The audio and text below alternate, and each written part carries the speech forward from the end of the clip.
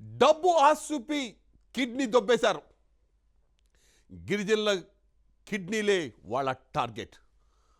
డబ్బు అవసరం ఉన్నప్పుడల్లా గిరిజనుల్ని మోసం చేసి కిడ్నీలు తీసుకున్నారు. కిడ్నీ తీసుకున్నాక సరి అయిన వైద్యం అందించక ట్రీట్మెంట్ చేయించలేదు. విషమంగా ఉన్న గిరిజనుల పరిస్థితి కుమార్తె ఫిర్యాదుతో బట్టబయలైంది కిడ్నీ రాకెట్.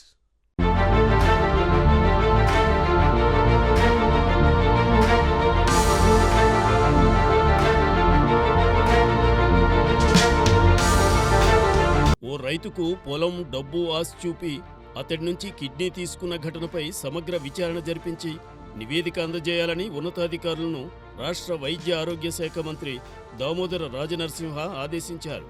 ఈ విషయమై మీడియాలో వస్తున్న కథనాలపై ఆయన స్పందించారు.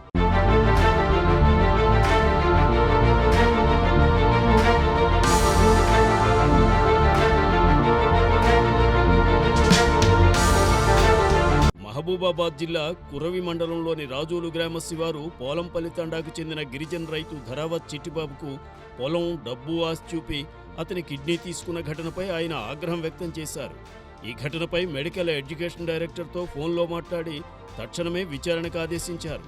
బాధ్యులపై చట్టపరమైన చర్యలు తీసుకోవాలని జిల్లా కలెక్టర్ వైద్యశాఖ అధికారులను ఆదేశించారు.